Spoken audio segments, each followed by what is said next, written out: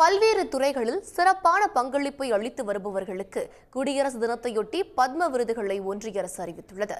தமிழ்நாட்டைச் சேர்ந்த பறை இசை கலைஞர் வேலு ஆசானுக்கு பத்மஸ்ரீ விருது அறிவிக்கப்பட்டுள்ளது. யார் இந்த வேலு ஆசான்? பார்க்கலாம்.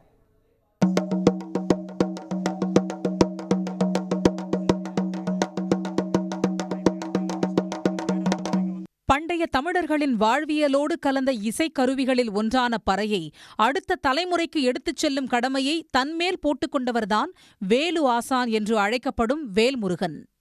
மதுரை மாவட்டத்தில் ஜல்லிக்கட்டிற்கு பெயர் போன அலங்காநல்லூரைச் சேர்ந்த வேலு ஆசான் இளம் வயதிலேயே பறை இசை மீது வார்த்தையால் விவரிக்க முடியாத அளவிற்கு ஈர்ப்பு கொண்டார். தனது தந்தையிடம் பறை இசை தொடர்பான அடிப்படைகளை கற்றுக்கொண்ட அவர் சேவுகன் வாத்தியார் என்பவரிடம் பறையின் அனைத்து நுணுக்கங்களையும் கற்றுத் தேர்ந்தார். பறை இசையின் மேன்மையை உலகிற்கு காட்ட தொடர்ந்து களமாடி வருகிறார். சமர் என்ற பெயரில் 35 பறை இசை கலைஞர்களை கொண்ட குழுவையும் நடத்தி வருகிறார் வேலு ஆசான்.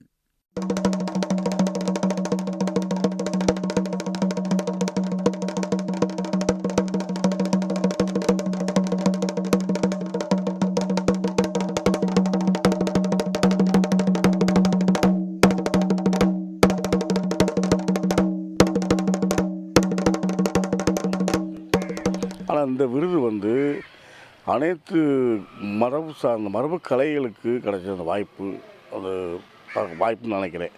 இனிமேல் வரும் காலத்தில் மரபு கலையிலேயே அதுவும் பறை இசை கிடைச்சது பெரிய ஒரு வெற்றி. இனிமேல் தைரியமாக சொல்லலாம். நம்ம கலையிலே மரபு கலையிலே ஒரு பத்மஸ்ரீ விருது வாங்கிட்டாங்கன்னு சொல்லி அனைத்து பேரும் சொல்லலாம். ஏன்னா இதுக்கு முன்னாடி கர்நாடிக் இது தான் கொடுத்துருக்காங்க, பெரிய பெரிய ஜாம்பவான் தான் கொடுத்துருக்காங்க.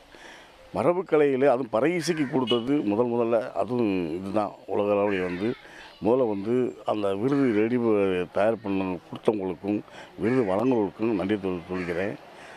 அண்மை காலங்களில் பல தமிழ் திரைப்படங்களில் பறை இசை கலைஞராகவே தோன்றி புகழ்பெற்றவர் வேலு ஆசான்.